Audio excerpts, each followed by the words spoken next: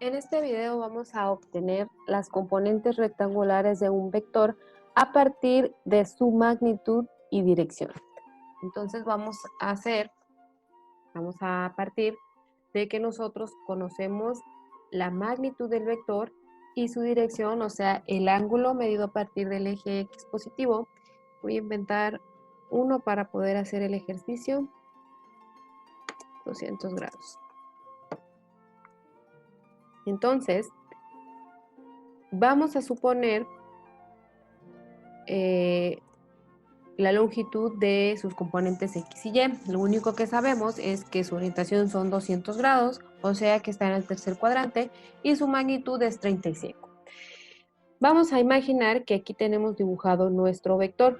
Entonces, este sería su componente X, este sería su componente Y, y el morado representaría la magnitud del vector.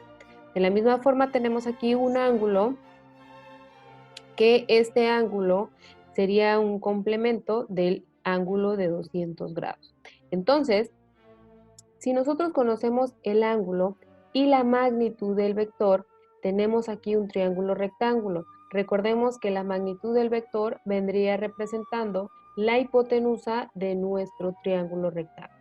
Entonces, tenemos o vamos a hacer uso de la función trigonométrica de seno y coseno para poder determinar las componentes.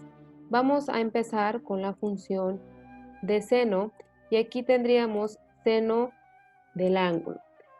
El seno del ángulo en el triángulo rectángulo sería igual al cateto opuesto, que en este caso el cateto opuesto se llama BY, que representa la componente Y. Aquí vamos a poner BY.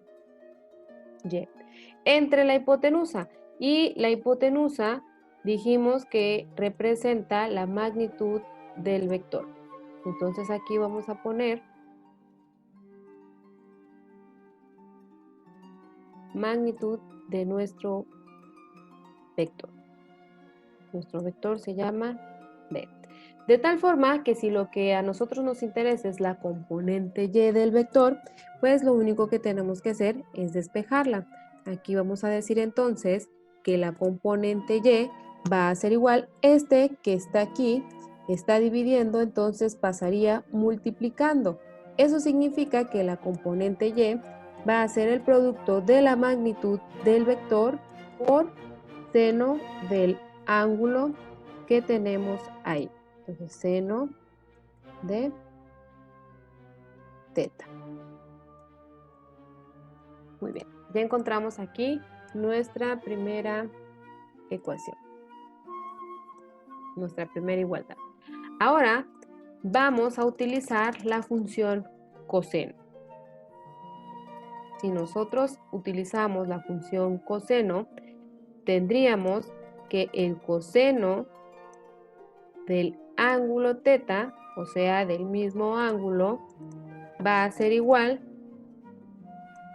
al cateto adyacente, que en este caso el cateto adyacente de este ángulo es BX.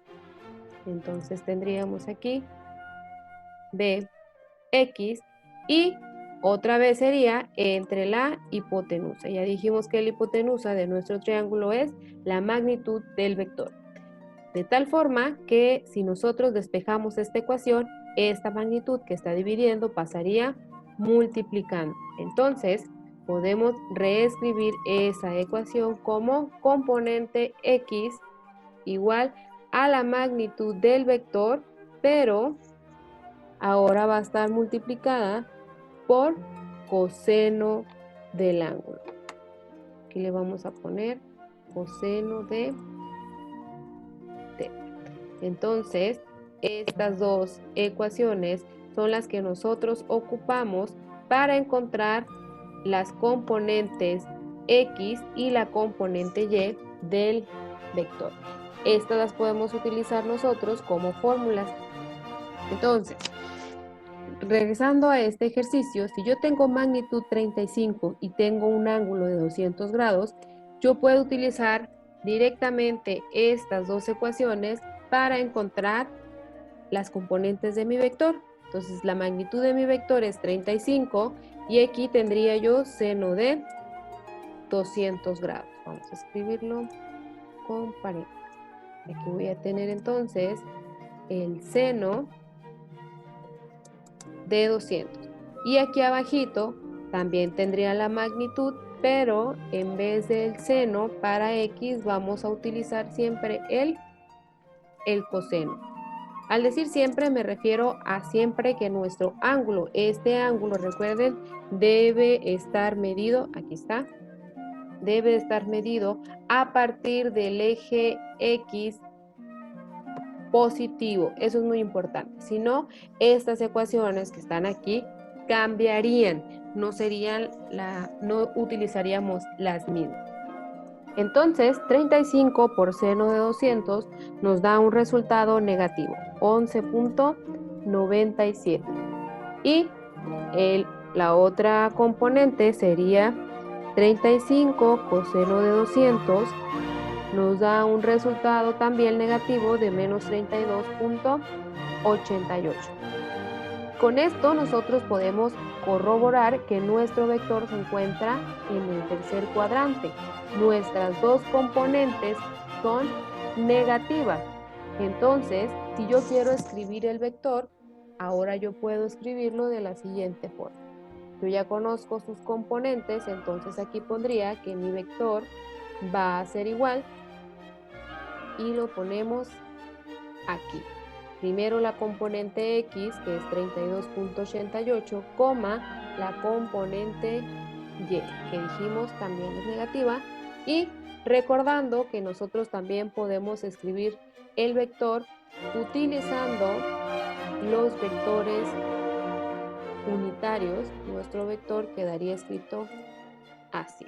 Lo voy a pasar para abajo porque aquí no va a caber. Entonces, ahí lo tenemos vamos a poner con los vectores unitarios, menos 32.88i, y la componente y también es negativa, entonces sería menos 11.97 y a un ladito le ponemos nuestro vector unitario j. Entonces, estos dos que representan lo mismo serían las componentes de nuestro vector a partir de la magnitud y dirección de un vector.